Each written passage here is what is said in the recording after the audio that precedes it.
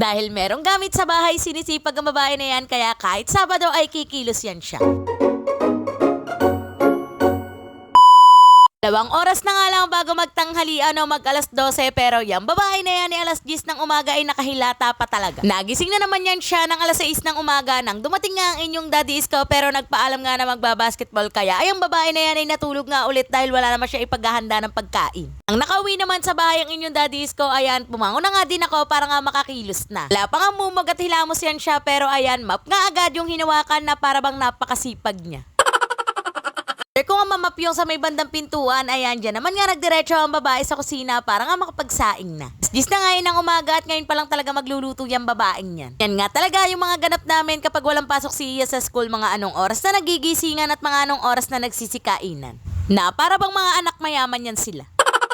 Pero sa tunay lang mga ate ko ay hindi talaga nasanay etong mga tiyan namin na kumain nga kami ng maaga. Tanungin nyo naman ako kung ano lang kinakain ko sa umaga ay wala din talaga dahil hindi naman nga nagkakape ang babae na yan. Maisa lang ko nga yung sinaing, ayan nga, at tinuloy ko na nga din yung aking pagliligpit. Sawa na nga ako sa mga ligpiti na yan pero sila hindi talaga sila nagsasawa sa akin.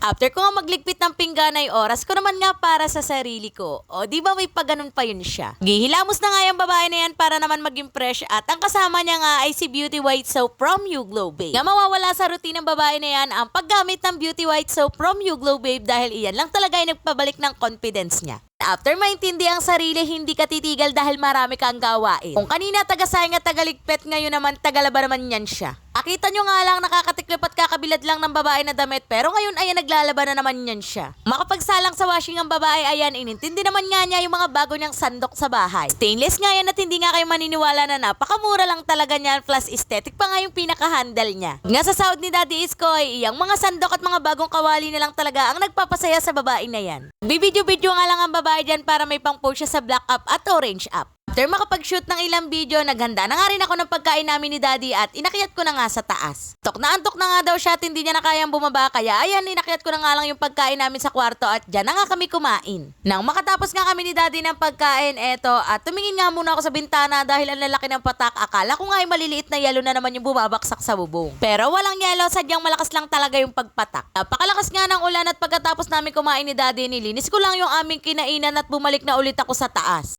Itutuloy ko nga sana yung mga pending kong trabaho pero ang babae ayan hinila ng higaan at sisihin nyo yung ulan, wag yung babae na yan. Makasarap kasi talaga maghila-hilata kapag ganyan na malakas yung ulan. Pero nakalipas na nga ang 1 hour and 30 minutes at hindi nga ako nakatulog kaya ayan bumaba na nga lang ako para i-check nga yung nilalabhan ko. Di pa nga tapos kaya ayan for the nood muna ng movie yung babae na yan habang kumakain ng cake. Ewan ko kung ako lang pero mas na-enjoy ko talaga manood ng mga sinaunang palabas. O paano hanggang dito na lang muna, i-follow nyo ako para sa mga next nating mini vlog. Bye!